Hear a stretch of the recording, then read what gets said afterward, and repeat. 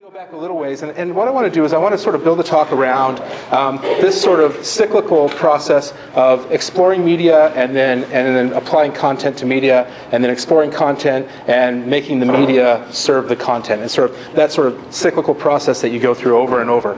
And so I'm going to start very early with the first time I used a computer to make art, which was in 1978. Using this right here.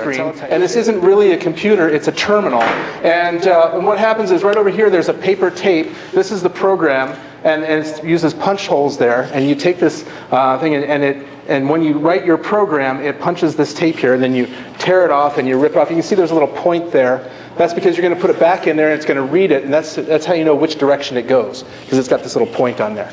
And it goes chunk, chunk, chunk, chunk, and it reads your program. And what it does is it sends it over the coupler there. This is a modem, and you dial up the county mainframe there, or whatever computer you're using, and it uses the modem to communicate, and everything comes for hours. And I would use this, and I would make these like ASCII prints, and I would try to write canvas through here. It's, the one that we used actually used green bar paper, so it was wide enough that I could slip a little bit of canvas in there. And but I got caught one night by the math teacher, and she came and she said, "What are you doing?" I said, "Well, I'm making art." And I felt very embarrassed saying that I was making art on a computer. She said, "You can't make art on a computer." And she was really upset with me because it was very expensive. It was very expensive to have this computing time, and I actually got thrown out of the math class. So it was kind of a bumpy start for me, and time passed, and the software gets better, and you start making different kinds of photos. Photoshop gets better and better until 3D comes along, and we're able to sort of, I'm kind of blasting through this early stuff. 3D comes out, and we can start to map images onto shapes, and we can start to take line drawings and extrude them into ribbons and things like this, and starting to sort of get back to that screen as a way of realizing this is all sort of exploring the medium and trying to figure out how it connects to this. And then I moved at one point to Toledo, Ohio, the shining buckle of the Rust Belt, and that environment sort of changes the way you sort of look at the world, right? I grew up in Colorado in the Rocky Mountains, and so Toledo was kind of a tough nut to swallow, right? It's like the great alluvial plain where dreams go to die. And that's kind of how I felt about it at the time. And so everything was sort of industrial and oppressive, and it starts to come into the work, and I start to use the technology to build that. What I want to do is I want to tell this story. I want to build this narrative. And so instead of creating the technology and then letting the work flow from the technology, I really want to build a narrative and let the technology flow from the narrative. And so this work, Evidence of Ritual Damage, is based on this story. There's this, and I've written this whole sort of story that fills these boxes. It started when I was in the archaeology department. A friend of mine had these cool artifacts that he'd dug up. And when they have these things that are just amazing to me, and they just sort of put a little bit of whiteout on them, make a note, throw them in a drawer. And he says, "Oh, they're 10,000 years old, you can't hurt them." But I thought they were beautiful, and I want to make these sort of display boxes. So I decided to make my own archaeology, sort of responding to the political world again. This was a website that I did called Rapid Humanitarian Deployment Systems. And the idea was that I was going to take these military things. This is an intercontinental ballistic missile here, and I was going to somehow adapt these for humanitarian purposes. So this is the intercontinental ballistic vending machine, and the idea is that we can send anything we want to thousands of miles with precision. What we choose to send are warheads, and that's why these people are so mad at us. If we just sent them food, they'd be happy, right? We could put anything on the end of this warhead we want. So I thought, well, let's send food, but we're capitalists, so let's send vending machines, and they can buy their food from us, right? And they won't be so mad at us. And so that was the first one. And so along comes the 3D printer, and the world changes. In 95, I was working with the National Center for Precision Tooling in Ohio, and we were doing layered object manufacturing. It's basically paper. It puts down a layer of paper, then it does a laser cut, another layer of paper and laser cut. It sort of builds that stuff up. But no work really came from it that was very interesting. The 3D printer here with the ABS suddenly gives you a whole bunch of new possibilities.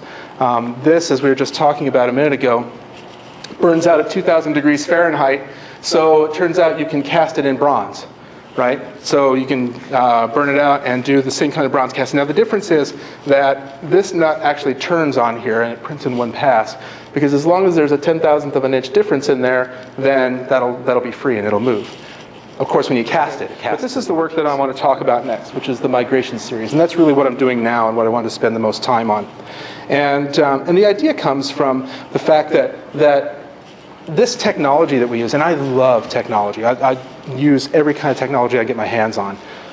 This technology comes at what cost, right? Our whole culture is identified with technology right now, but at what cultural cost? At what human cost? At what economic cost? I mean, let's face it, that laptop right there has a huge carbon footprint, right?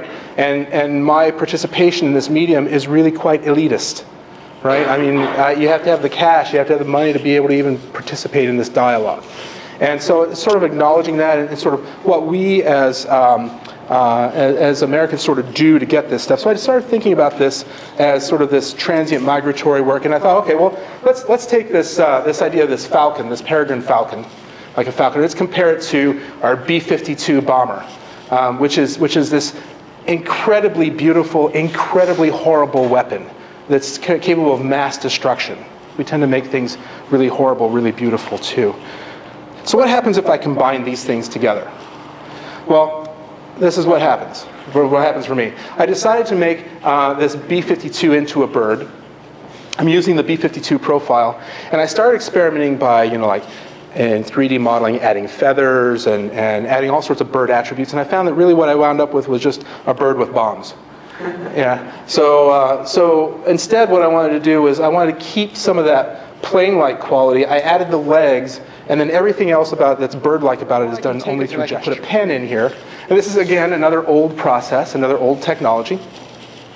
And I can drop a ballpoint pen in here instead of a cutter, and use this to draw, and create these series of drawings of these. In this case, this is the B-2 bomber again.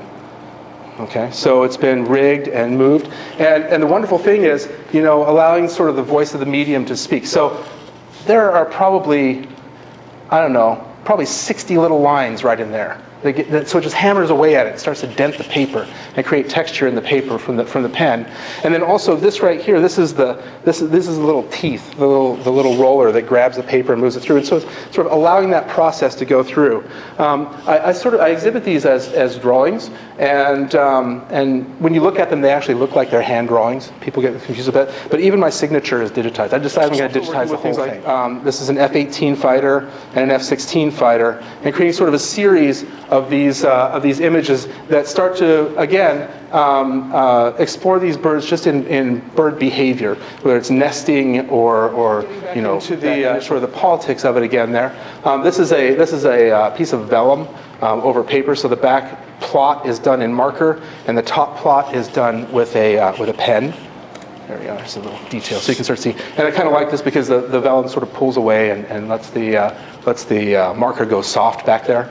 But you start to see how fine the lines are, and there's a lot that you can do to change these. This can go anywhere from a complete wireframe down to an outline, and so you can sort of control how much of the wireframe creeps through and how much of it is an abstract drawing. I've done everything that you've seen with F-16s, F-18s. I've just sort of used the B-52 as the example, or the B-2 as the example all the way through.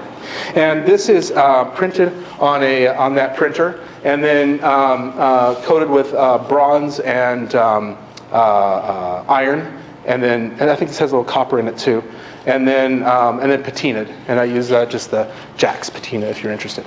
And so I create these sorts of sculptural pieces out of these. Now this same bird then can be encrusted with all sorts of things. These are sort of crustaceans, getting back to that idea that all of this stuff isn't sustainable and therefore sort of falls into some sort of decay.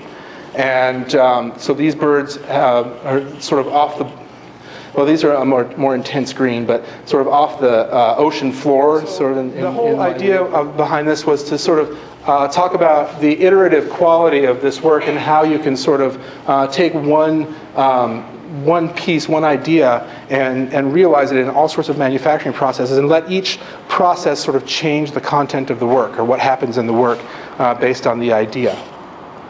So let me see here. I'm going to stop here, and my website and email if you want to learn more about it, and I want to leave some time for some questions here at the end.